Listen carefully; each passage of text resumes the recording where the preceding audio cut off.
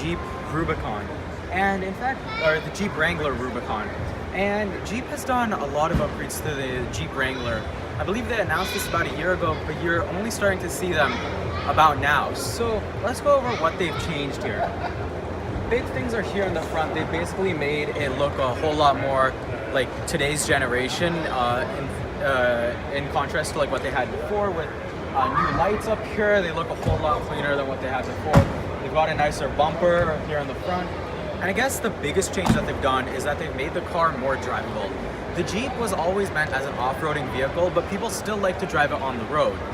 Now, it wasn't really that possible with the older Jeep, but with the new one, it's a whole lot more possible because they've made the driving experience more tailored towards the road, and you still have the off-roading capabilities when you need it. Another thing that they've done is that they made the car a whole lot easier to take apart. Now, the Jeep was always meant as something that's very modular, so that means that you could, take off the doors, take off the roof, take away the windshield. However, that always took a lot of bolts. Now they've made that a lot simpler. Now, if you come back here, the windshield, many people just always thought that these were for style, but these are actually for when the windshield folds down, it'll rest right here. This is a much easier thing to do now. Also, over here, you can see that the doors, they've designed it in a way that you've just got bolts here, and then you've got a couple bolts on the inside. I think it's 6 or something bolts per door to remove the whole door.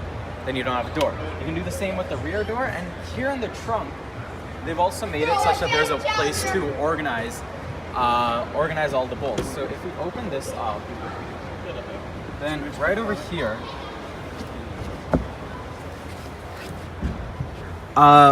you can put all the bolts. They've got the door latches, they've got the roof, all the bolts that you'll ever need to remove, you can put them here and then you'll never lose it. This is just because they're encouraging you basically to remove the bolts more and get the full Jeep experience. If we come over here, you can see that the rear light actually pokes out of the side of the vehicle.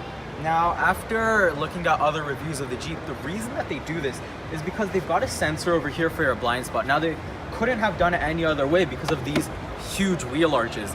And given that this may not be the best way since something can hit this and take it off, they've actually reinforced this so that it's just as safe. And I mean, maybe it doesn't look as good.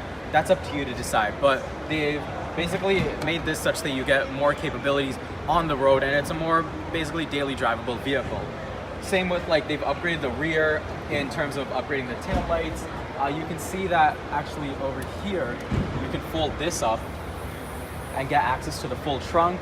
And then what you see here is for when you remove the top, you actually leave these, and these are mainly for safety such that if the car were to roll, you're safe since this is protecting you. And then also what many Jeep owners do is that they buy a soft top, and then you can just put a soft top over this for the summer days or something, and you can go with that. Or, of course, it's a Jeep and it's always moddable. You can put anything that you want. You can throw a roof rack on there. You can do really anything you want. It's a Jeep in the end, but they've basically made the Jeep more of a Jeep in a way with the new upgrade since you can do so much more with the Jeep, and they're encouraging you to do so much more with the Jeep.